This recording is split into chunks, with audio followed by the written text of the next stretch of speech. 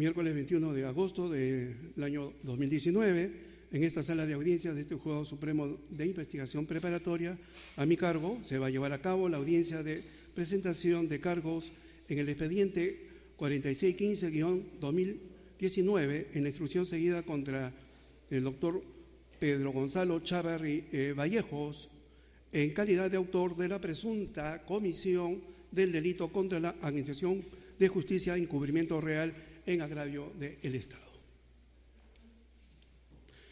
Se deja constancia que la presente audiencia está siendo registrada a través del sistema de audio y video. Síganse acreditar las partes procesales asistentes a esta audiencia. Señor fiscal, el representante de la Fiscalía. Señor Juez Supremo, comparece por el Ministerio Público en esta audiencia Alcides Mario Chinchay Castillo. Soy fiscal adjunto supremo titular de la Segunda Fiscalía Suprema Transitoria especializada en delitos cometidos por funcionarios públicos. Me encuentro inscrito como abogado en esta ciudad con el número 18.884. Mi domicilio procesal es la casilla 74663, sede de Barreto.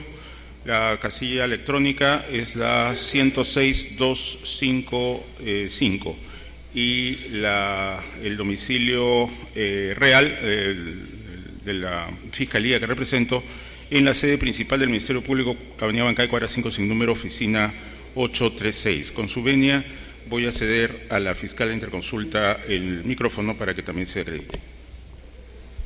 Sí, hermano. Gracias, buenos días a todos los presentes. Alejandra Cárdenas Ávila, fiscal adjunta suprema provisional de la Segunda Suprema Transitoria Penal especializada en delitos cometidos por funcionarios públicos. También señalamos el mismo domicilio procesal ya fijado y siendo interconsulta solo vamos a señalar esos datos, a no ser que con su venia me indique también sea necesario señalar más datos porque somos pertenecientes a la misma la que le corresponde a su persona. Ya. En todo caso, colegiatura 3719 del Colegio de Abogados de Arequipa, correo electrónico alecárdenas.mpfn.gov.pe y casilla electrónica 106255 y casilla física 74633 y con domicilio procesal y laboral en la avenida Bancay, cuadra 5, oficina 836, Cercado de Lima. Bien. Señor abogado defensor, antes de ello, por favor, su cinta de abogado.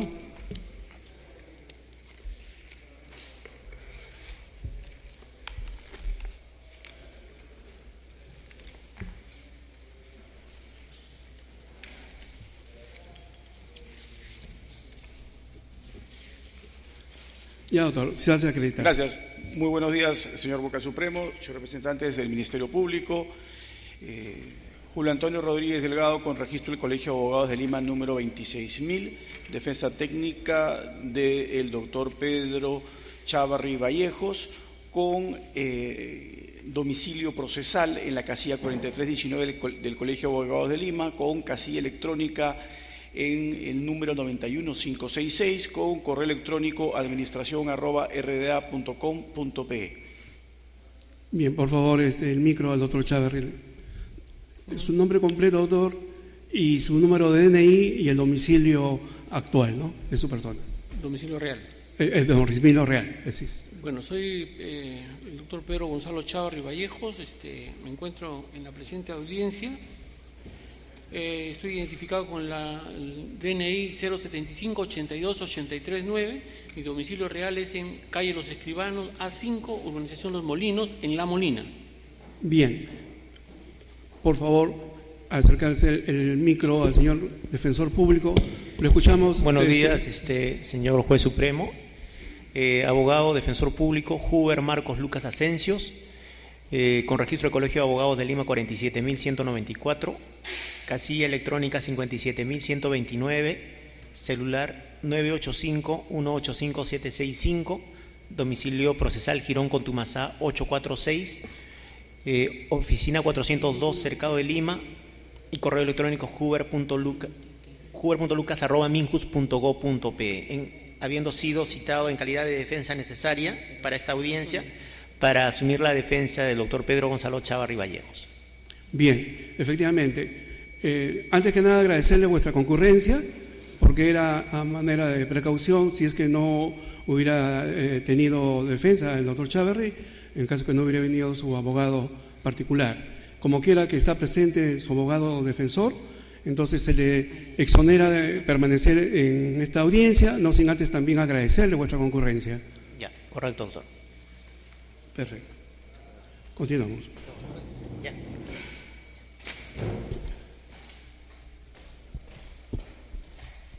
Señorita Secretaria Judicial, dé cuenta si existe algún escrito presentado por las partes procesales. Sí, señor. Con fecha 16 de agosto de 2019, el señor Pedro Gonzalo Chávarri designó como abogados defensores al señor Julio Antonio Rodríguez Delgado, a la doctora Cintia del Carmen Yaneli Bravo y Kelly Marianela Monterrego Paredes. Y señaló domicilio procesal en la casilla 4319 del Colegio de Abogados de Lima. Luego, con fecha 20 de agosto, se apersonó. Ya, antes de ello, como quiera que es un escrito de apersonamiento, ténganse presente, pues, ¿no? Y el segundo escrito. Sí, el segundo escrito es con respecto al Procurador Público del Poder Judicial, Marco Antonio Asunción Palomino Valencia.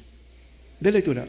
Señala domicilio procesal en la avenida Petituars 3943 San Isidro y casilla electrónica 89587. Correo electrónico Procuraduría Penal del Poder Judicial, pj.gov.pe, y delega representación a favor de los abogados procuradores Samber Augusto Fernández Espinosa, Miguel Ángel Ayala González, Fran Sandoval Rojas, Alicia Sullón Torres, Irvins Carlos Palomino de la Cruz y Rita Sandrón Simbor, a fin de que puedan atender la defensa en esta causa. Bueno, téngase presente el escrito presentado de apersonamiento y le voy a formular una pregunta a usted. ¿Se notificó debidamente a la Procuraduría Pública de este desarrollo de esta audiencia de hoy? Sí, señor. Se notificó a todas las partes correctamente. ¿Con qué fecha ha recibido? ¿Se aparece ahí el cargo? No está. ¿Pero ha sido notificado? Sí, se ha no debidamente pues. notificado. ¿Sí? Sigue entonces la audiencia, ¿no? Entonces, se declara válidamente instalada la presente audiencia. Entonces, propiamente vamos a dar inicio al debate.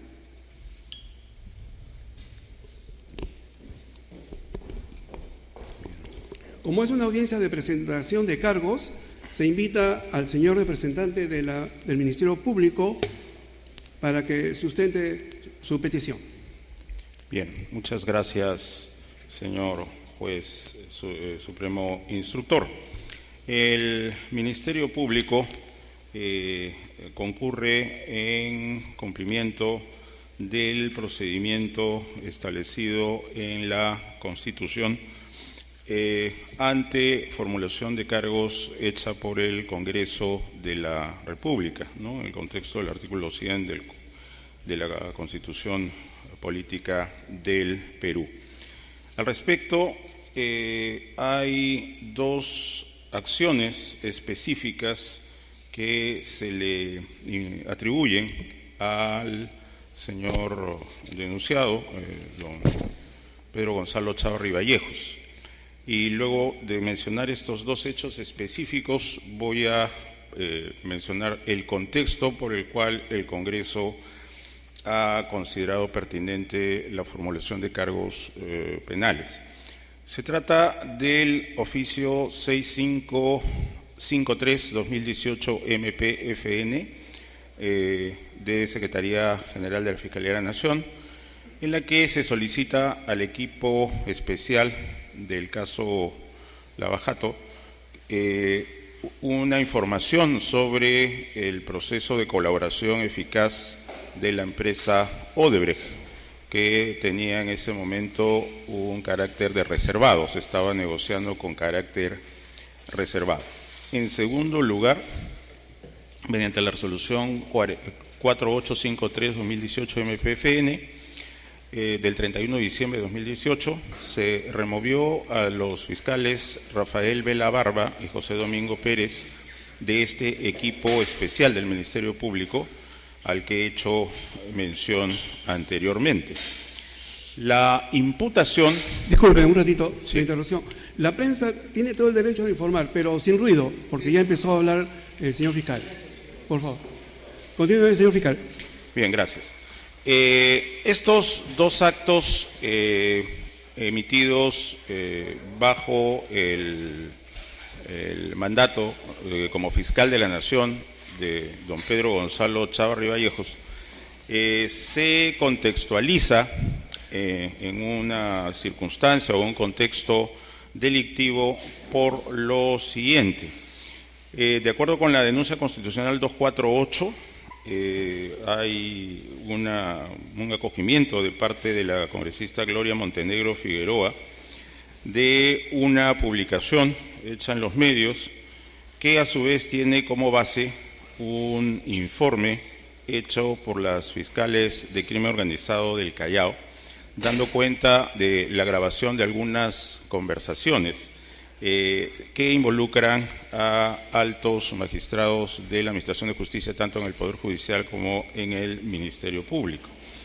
En este contexto ha fluido del informe 0105-2018 de estas Fiscalías de Crimen Organizado del Callao que habría un aspirante a colaborador eficaz, cuya clave es FPCC 1308-2018, y él expresa que, en efecto, hay magistrados del Poder Judicial y del Ministerio Público que se han confabulado en una organización criminal cuya finalidad es determinar la más alta autoridad en el Ministerio Público para hacer un control de dicha entidad. Este colaborador señala que don Pedro Gonzalo Chávarri Vallejos sería integrante de esta organización que se ha dado en llamar Cuellos Blancos.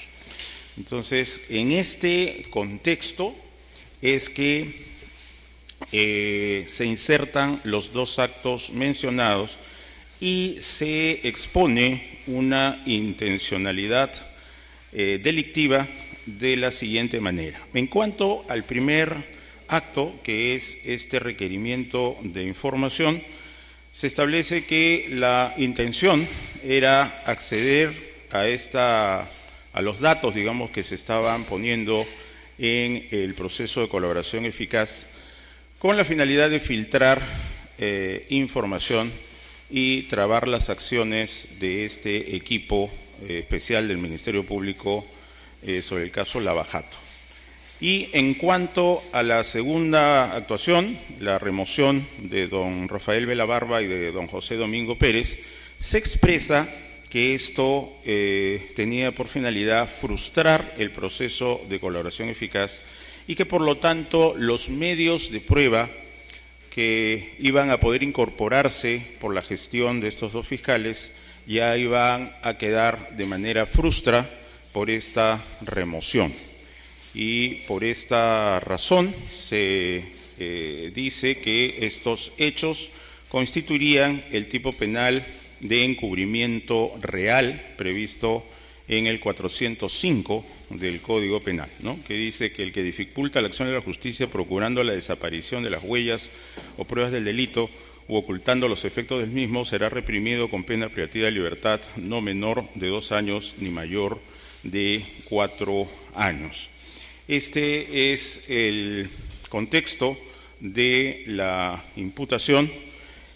En la formalización de cargos que viene adjuntada con la solicitud del Ministerio de la Fiscalía de la Nación para esta audiencia, señala que se cumplen los requisitos del artículo 77 del Código de Procedimientos Penales, es decir, que hay indicios suficientes o elementos de juicios reveladores, son los que he señalado, no solamente las dos resoluciones, sino también este contexto que he explicado luego de mencionar las resoluciones, que se ha individualizado al presunto autor, que sería don Pedro Gonzalo Chávarri Vallejos, y que la acción penal se encuentra expedita, toda vez que la habilitación congresal que se requería ha sido expedida y definitivamente la acción penal no ha prescrito. Este es el contexto. Hay una serie de diligencias que se piden en esta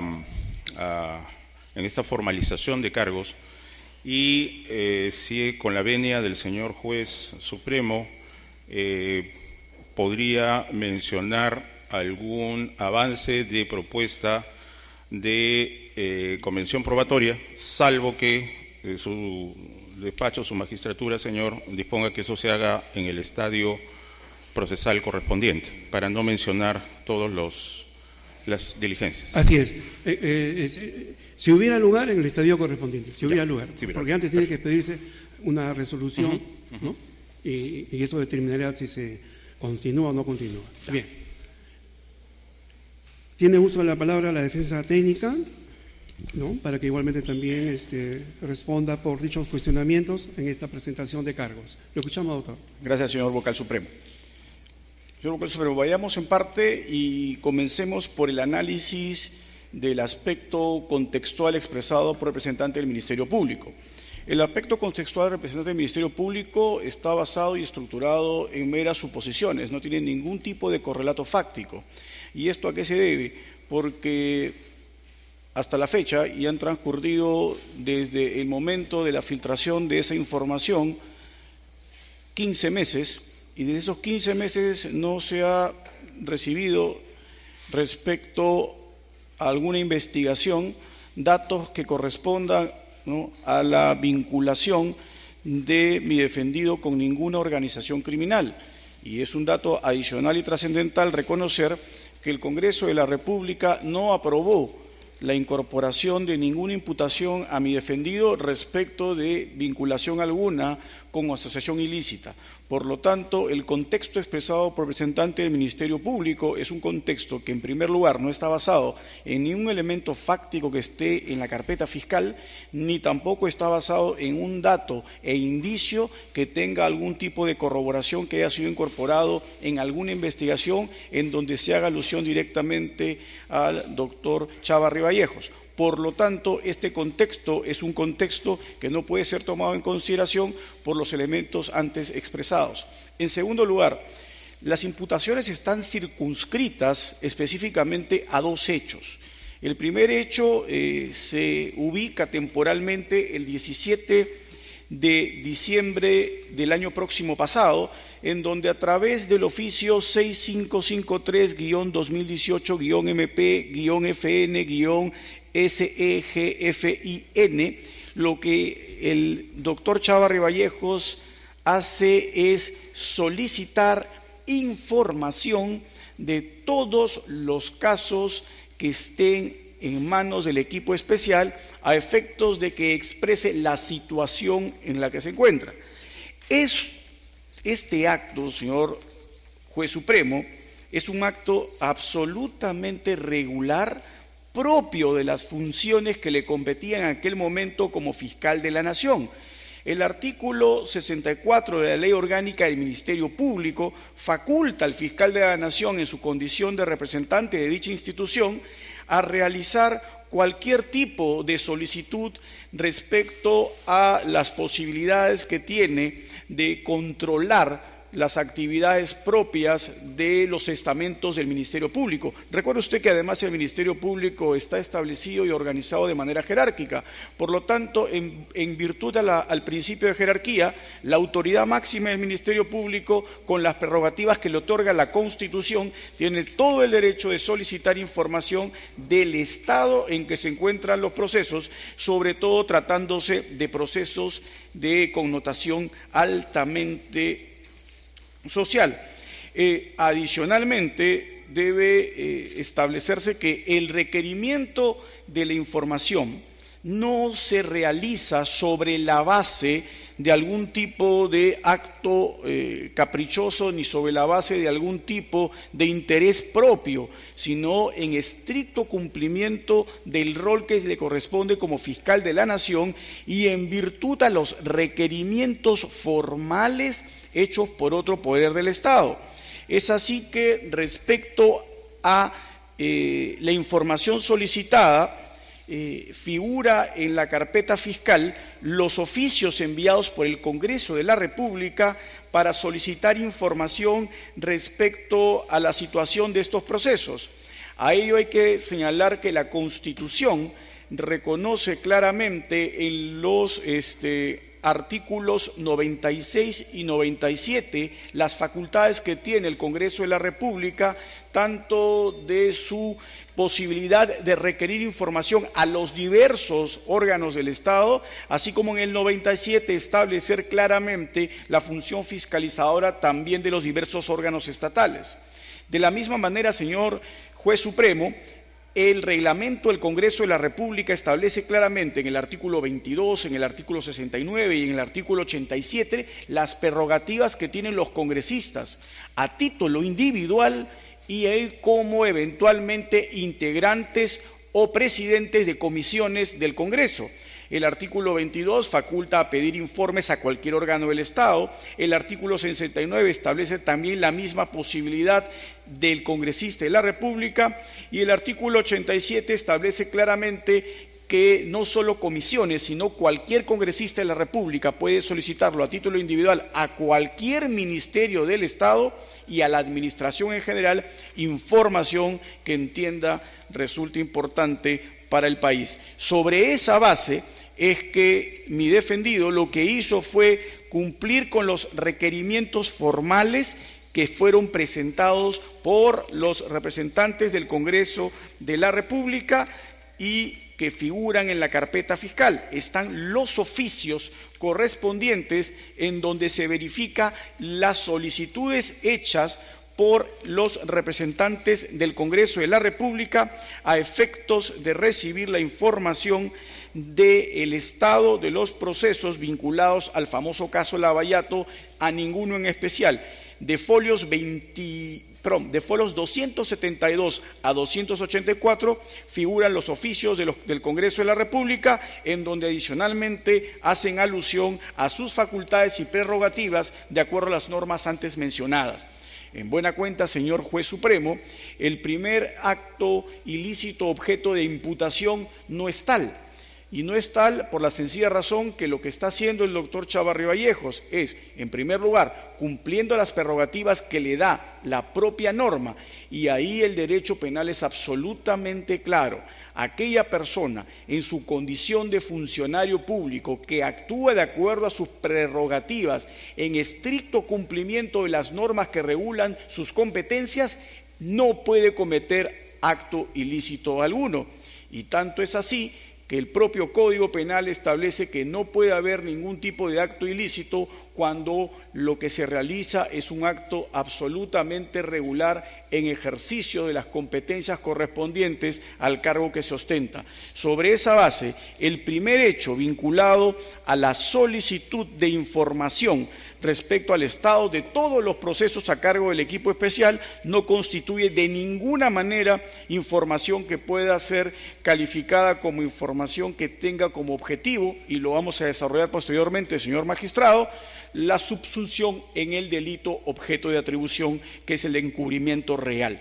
En segundo lugar, la decisión, ¿no es cierto?, a través de la resolución 4853-2018-MP-FN del 31 de diciembre del año próximo pasado, en donde mi defendido lo que hace es da por concluidas las designaciones de los fiscales Vela y Pérez en la encargatura que se le dio respecto al equipo especial. Nuevamente, señor magistrado, esta es una prerrogativa expresamente que le corresponde al fiscal de la Nación.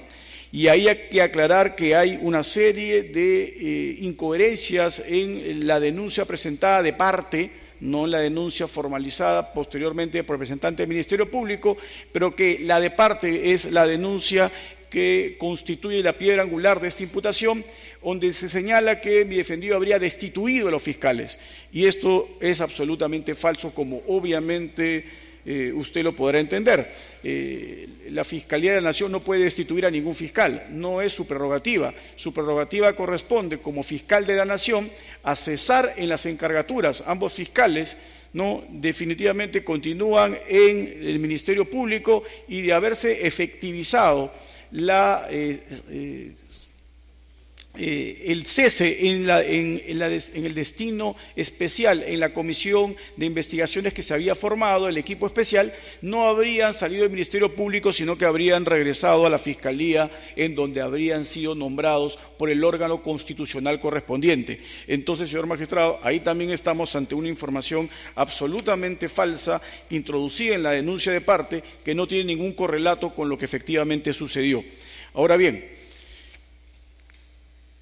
lo que interesa ahora, señor magistrado, es ver si estos dos hechos específicamente imputados y que han sido objeto del documento emitido por el Congreso de la República constituyen o no constituyen delito de encubrimiento real. Para eso es trascendental identificar lo más importante, y lo más importante radica en entender si es que el bien jurídico objeto de protección en este delito se ha colocado en riesgo siquiera, y puede de esta manera configurarse el injusto. La doctrina penal totalmente homogénea en este aspecto establece que el encubrimiento real previsto en el 405 lo que tutela de manera clara es el normal ejercicio de la administración de justicia. Desde una perspectiva en donde el derecho penal actual define todo en estándares funcionalistas, lo que interesa es que en este ámbito el objeto de protección esté ligado a que la administración de justicia cumpla su rol funcional de realizar los actos propios de investigación que le corresponden. En el presente caso, señor magistrado, la solicitud de información y el cese en la designación en cargos especiales en nada afecta el correcto funcionamiento de la administración de justicia. Más aún, señores magistrados, que las investigaciones en ningún momento han sido objeto de interferencia, porque estos requerimientos hechos y esta decisión de cesar en la designación especial son prerrogativas establecidas en la ley. Y en derecho penal se reconoce uniformemente que aquel que actúa amparado en el ejercicio del cumplimiento de la ley no puede cometer delito alguno. Entonces, sobre esa base, estos dos comportamientos ni siquiera ponen en peligro remoto el bien jurídico objeto de tutela, porque la función que corresponde a el interés de que la administración de justicia cumpla su rol no se ha visto perjudicado ni puesto en riesgo. En segundo lugar, señor juez supremo, el tipo penal es muy claro, porque el tipo penal establece que el comportamiento se configura con actos de dificultar la acción de la justicia, es decir, actos destinados a que los órganos encargados no cumplan su rol investigador. Pero no establece el Código Penal en este artículo la posibilidad de que sea un delito de medios resultativos. Lo que establece claramente el artículo 405 es un delito de medios determinados, no cualquier acto genérico, sino delimita claramente que solo eso es posible a través de la desaparición de las huellas o las pruebas del delito. Nuevamente, señor magistrado, resulta absolutamente imposible que el requerimiento de acuerdo a facultades legales de información y al cese en la función especial constituyan actos de desaparición de las huellas de la comisión de un acto delictivo o de las pruebas de un delito. Muy por el contrario, señor magistrado, el solo hecho de requerir información es parte de las prerrogativas que tiene el fiscal de la Nación de acuerdo a la ley orgánica del Ministerio Público y a la Constitución. Y el tipo penal dice, como segundo medio alternativo, es que estas huellas o estas pruebas del delito sean objeto de ocultamiento. Nuevamente, señor magistrado, en esta alternatividad que establece el Código Penal en el artículo 405, no se puede verificar de ninguna manera que mi defendido haya ocultado ningún tipo de prueba.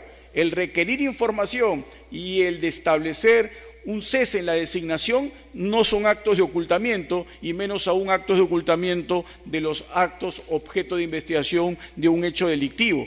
No es posible, por lo tanto, que se subsuma en el fiscal Chávarri Vallejos y en aquel entonces en su condición de fiscal de la Nación la posibilidad de que se cometa el injusto en virtud a los argumentos antes esbozados.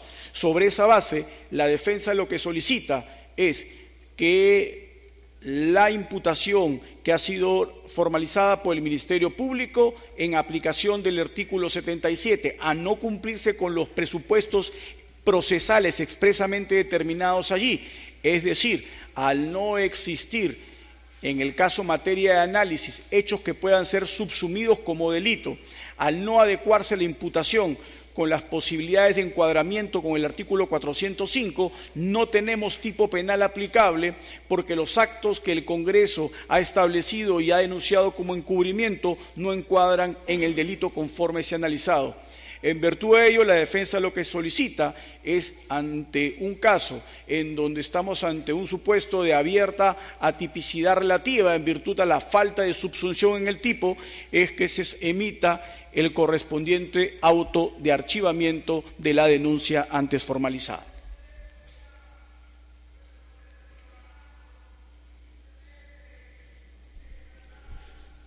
Esta primera parte de esta audiencia va a terminar efectivamente con la emisión del auto correspondiente, de la resolución correspondiente, ¿no? Sin embargo, existe también réplica y dúplica, en todo caso, para que algunos aspectos que quiera responder la Fiscalía, e igualmente de lo que diga la Fiscalía en su réplica, también tiene derecho a la defensa en hacer su dúplica. Al finalizar dichas intervenciones, repito, de réplica y dúplica, puede hacer uso de la palabra el doctor Chávarri, si es que desea hacer su defensa material, ¿no? Porque la defensa técnica ya lo hizo su abogado defensor. En ese sentido, y ahí termina la primera parte de la audiencia para emitir la resolución correspondiente. Entonces, será el uso de la palabra a usted, señor fiscal. Bien, gracias, señor juez supremo, colega de la defensa, señor denunciado. El Ministerio Público desea, en aras de este argumento arguido por la defensa, que va en la línea del 20, inciso 8, es decir, se estaba haciendo un regular ejercicio de un cargo, de las potestades que emanan de un cargo, quisiera el Ministerio Público proponer para que sea considerado por el juzgado al momento de resolver lo que estime por conveniente, la doctrina llamada fraude a la ley. Esta es una idea que en castellano ha sido desarrollada por Manuel Atienza y Daniel González Lagier. Es una suerte de género, una de cuyas especies en el mundo privado está en el 103 de la Constitución, el abuso del derecho. Aquí no se puede hablar de abuso del derecho porque obviamente don Pedro Gonzalo Chávarri Vallejos no estaba ejerciendo derechos, estaba ejerciendo las atribuciones de un cargo, que es un tema distinto. Entonces, este otro aspecto queda, digamos, abarcado por este género que se llama fraude a la ley. Fraude a la ley, que una de cuyas especies es el abuso del derecho, consiste en un cumplimiento literal de un derecho, de una potestad normativa, pero usar esa literalidad del ejercicio de un derecho, en el caso del mundo privado, o de las atribuciones de un cargo en el mundo del derecho público, pero con una intención extrajurídica para finalidades extrajurídicas. Entonces, sin duda alguna, los oficios, materia de mención en la formulación de cargos, han sido formulados dentro de las potestades literales que se tenía como fiscal de la Nación. El tema sería la propuesta para que la el juzgado lo tome en cuenta al momento de pronunciarse, es si habría la posibilidad de que ello constituya lo que se llama pues fraude a la ley en esta doctrina de Atienza y González Lagier, o sea, un uso ilegal de potestades legales, ¿no? Y ciertamente la defensa tiene razón sobre el fundamento de los actos determinados, es decir, se tendrían que mencionar qué elementos probatorios habrían sido frustrados o se corrió el riesgo de haber sido frustrados por estas dos acciones de don Pedro Gonzalo Chávarri Vallejo. Y en esto, señor juez, la Fiscalía solicita respetuosamente a su despacho que se haga una ponderación entre los factores que están establecidos en el artículo 77 para habilitar la apertura de instrucción y el 72, inciso 1. Podría haber, con una lectura, digamos, un tanto inmediata o superficial, una aparente contradicción, ¿no? Se habla en el 77 de que tiene que haber pues elementos razonables para abrir instrucción, pero estos hay que matizarlos con lo que dice el 72, inciso 1. Dice: la instrucción tiene por objeto reunir la prueba de la realización del delito. Entonces, los elementos de prueba, según el 72, inciso 1, y sobre todo 72, inciso 1, ya reformado. O sea, no podríamos decir, no, es que esto es un texto de 1939, puesto en vigencia recién en 1940. No. La reforma del 1206 sigue manteniendo eso. La instrucción tiene por objeto reunir la prueba de la realización del delito. Entonces, estos actos determinados, según el 72, inciso 1, no tendría que traerlos el Ministerio Público aquí en este momento. Si es que el juzgado decidiera abrir instrucción, recién tendrían que acumularse en la instrucción. Lo dice el 72, inciso 1, repito, reformado.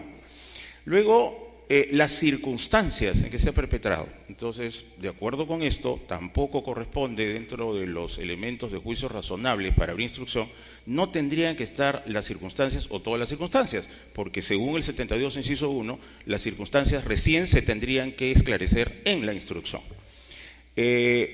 Y también, no solo las circunstancias, los móviles, también dice el 72, inciso 1, que eso recién en la instrucción los móviles se van a esclarecer. Y también en esa línea, la instrucción tiene por finalidad establecer la distinta participación que hayan tenido autores y cómplices.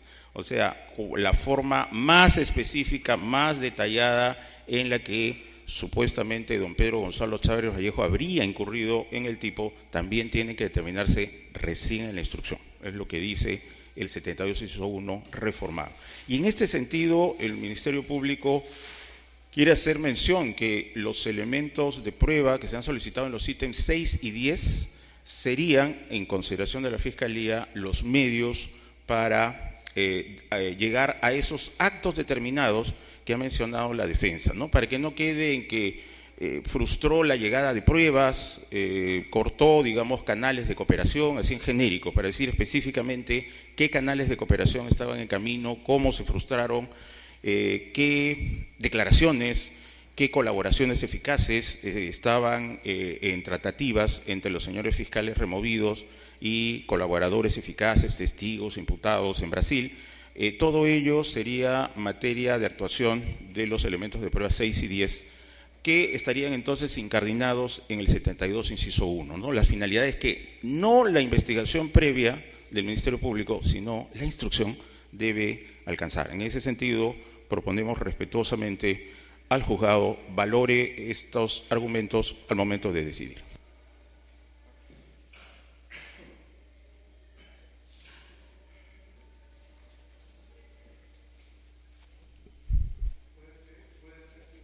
Puede ser su dúplica la defensa técnica, lo escuchamos. Gracias, señor fiscal supremo.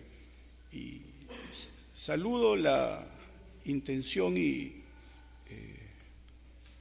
creatividad extrema de mi directo colega, el doctor Alcides Chinchay, en tratar de generar un espacio en donde la imputación de un delito que está encuadrado en el Código Penal dentro de un capítulo vinculado a la tutela del correcto funcionamiento de la administración pública, lo quiera extender hacia comportamientos que están vinculados a actos propios de función o actos disfuncionales que nada tienen que ver con el tipo penal. La primera propuesta que hace el doctor Alcides Chinchay está ligada expresamente a tratar de decirle a usted, señor magistrado, miren, hay situaciones en donde se puede presentar un comportamiento de fraude a la ley, pero estos comportamientos están expresamente ligados, como lo acaba de decir el mismo señor fiscal supremo, a la intencionalidad que encontraría detrás de. Mire usted, señor juez instructor, es importantísimo tomar en consideración que esas tesis de incorporar elementos subjetivos de carácter trascendente han sido en la dogmática penal actual absolutamente relegados. Es más, hoy día no hay casi mayor discusión en dogmática y la jurisprudencia de tribunales europeos, tanto españoles como alemanes. Y, lo más importante, esta Corte Suprema se ha ido encaminando a reconocer en el comportamiento del sujeto la necesidad no solo de la corroboración del aspecto objetivo del tipo penal, sino cuando se hace el análisis del tipo subjetivo, se establece un contenido eminentemente normativo, es decir, ya se está dejando absolutamente en desuso y como corresponde, por el desfase que tiene histórico, una teoría volitiva, donde yo no tengo que valorar la intención, donde la voluntad queda absolutamente relegada y el dolo es entendido el día de hoy como conocimiento, estrictamente como conocimiento, porque de esa manera se evitan interpretaciones absolutamente fuera de contexto, evitamos las conjeturas y las suposiciones y aterrizamos en el respeto irrestricto en el Estado de Derecho a los mandamientos exprofesos que tiene el Código Penal. Sobre esa base, tomando en consideración que el elemento subjetivo de este tipo tiene que ser valorado en términos normativos, es decir, como el conocimiento propio de los actos que realiza una persona, están o no están absolutamente delimitados en el cargo, y si lo están, no se puede configurar injusto alguno, es lo que tiene que analizarse. Ya lo ha dicho claramente, ¿no es cierto?, el autor que puso la piedra angular para la construcción de la valoración absolutamente cognitiva del elemento subjetivo. Ramón Rasguez dice claramente en su texto que la valoración del aspecto subjetivo del comportamiento del sujeto no puede estar de ninguna manera sustentado, asentado en intencionalidades que vayan más allá de, porque eso deviene en la famosa prueba diabólica que no va a poder jamás presentarse. Y lo que es más importante es buscar, en primer lugar, que el magistrado sea una especie de psicólogo y sepa cuáles son las futuras intenciones que habría tenido el sujeto, y en segundo lugar, generar con eso en el Ministerio Público una suerte de búsqueda de un elemento que jamás va a encontrar. Por eso es que las intencionalidades el día de hoy en el derecho penal han quedado relegadas. En segundo lugar, señor magistrado,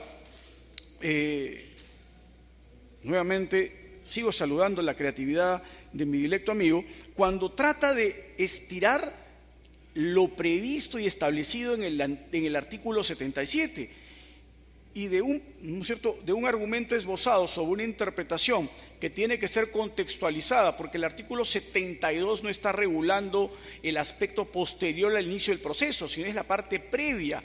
Entonces, está desdiciendo lo que dice San Martín Castro, lo que dice Sánchez Velarde, lo que dice Oreguardia, toda la dogmática nacional que he escrito sobre el 77, borrada, ¿no es cierto?, de un plumazo, porque las reglas del 77 son absolutamente escrupulosas. Lo primero que se tiene que valorar es si en el caso concreto se individualiza al autor, pero evidentemente si el hecho que ha sido objeto de individualización constituye o no constituye delito.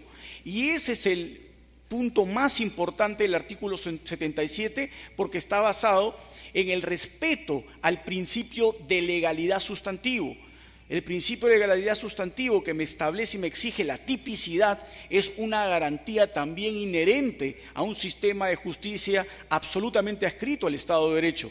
No puedo yo soslayar el artículo 77 sobre interpretaciones asistemáticas de artículos anteriores que regulan un momento previo a la toma de decisión del magistrado si es que decide o no decide abrir un proceso porque se ha cumplido con las exigencias del artículo 77.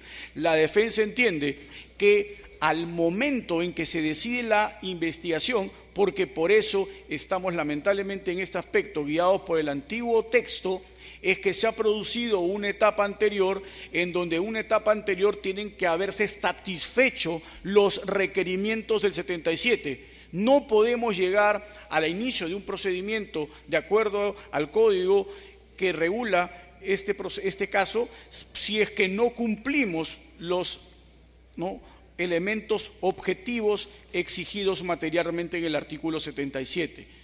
Por estas consideraciones, el día de hoy, conforme ha sido presentado el caso por el Ministerio Público, no hay subsunción típica y evidentemente no hay elementos que puedan ser constitutivos de la comisión del delito de encubrimiento real, que, como lo vuelvo a repetir, señor magistrado, es un delito en donde lo que se exige es claramente un resultado. El resultado peligro exigido en el delito, de acuerdo a su redacción, es necesariamente claro. Tienen que haber actos de ocultamiento, tienen que haber actos destinados a la desaparición de las huellas del delito. Por eso ninguno de los dos se han presentado. Estamos ante un caso de absoluta atipicidad. Termino, ¿no? Así es, señor.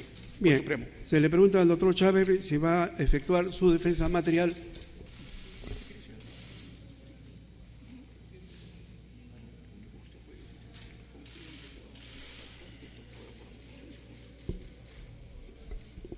Sí, señor. Ya, le escuchamos. Señor juez, ante todo, muy agradecido por darme el uso de la palabra. Voy a ser muy breve porque ya el doctor Julio Rodríguez ha detallado el aspecto legal de lo que ha significado, lo que significa esta denuncia, y también he escuchado con mucha atención los fundamentos del representante del Ministerio Público, el doctor Alcides Chinchay.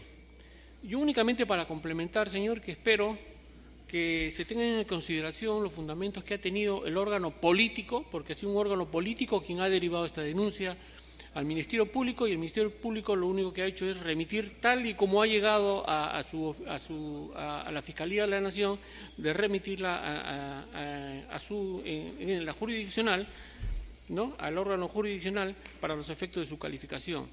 Quienes hemos tenido la oportunidad de haber ocupado los cargos, inclusive quien les habla de juez, siempre hemos tenido mucho cuidado en la calificación de las denuncias, sobre todo en la aplicación del artículo 77, como ya el 77 del Código de Procedimientos Penales, tal como lo ha expresado el doctor Julio Rodríguez.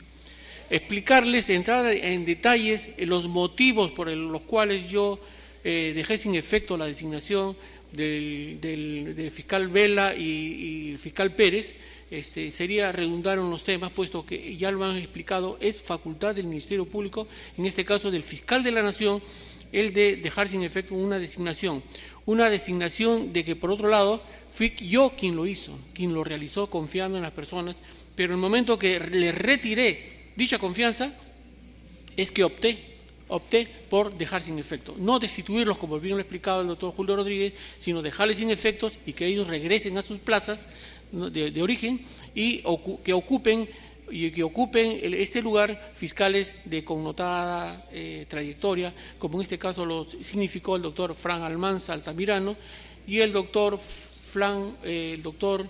Marcial Paucar Capa, quienes iban a ocupar las plazas de los fiscales que se había dejado sin efecto su designación.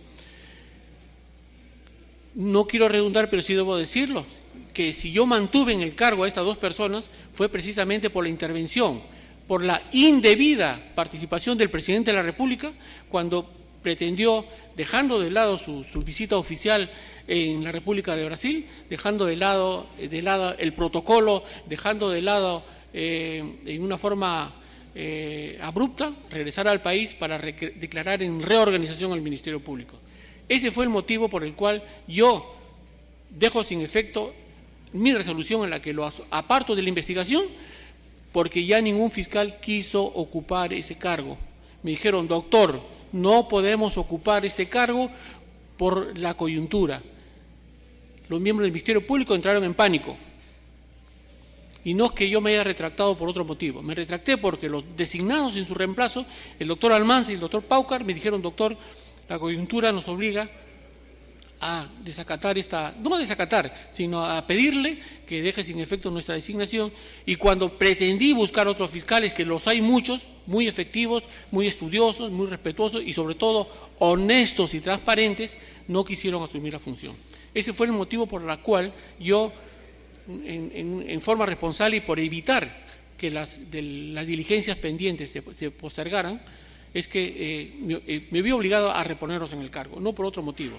Y hoy en día estamos viendo los resultados del famoso acuerdo de colaboración eficaz con la empresa criminal Odebrecht, que han venido trabajando de una forma indebida. Hoy en día, los que son verdaderamente organizaciones criminales, como lo significa esta empresa brasilera, están siendo investigados sin ser comprendidos como organización criminal, sin ser investigados por lavado de activos y sin ser investigados por corrupción de funcionarios.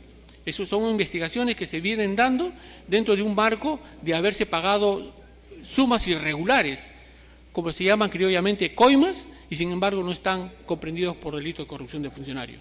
Hoy en día estamos viendo lo que está sucediendo, y es que, y hago mención a ello, es por qué tomé la decisión y por qué ahora se corrobora la actuación que yo tuve en ese momento. No me arrepiento de lo que hice, y ojalá, pues, señor juez penal, juez supremo, al momento que usted tome la decisión, tenga en consideración lo expuesto por el abogado que me acompaña en la defensa, y calificar dentro del marco de la justicia con un no al lugar a la apertura de instrucción. Muchas gracias, señor juez.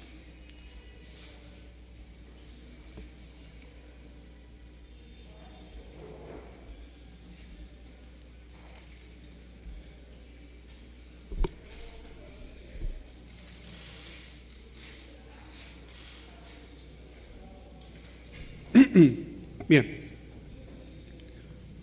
ya como se había dicho, entonces se va a suspender, ¿no?, por breve término esta audiencia para ser reanudada a las 10:30, 10:30 de la mañana, son 9:58. Ya, entonces en estos momentos se cierra el audio y repito, se reanuda a las 10:30 para emitirse la resolución, para dar a conocer la resolución correspondiente que este juzgado va a emitir.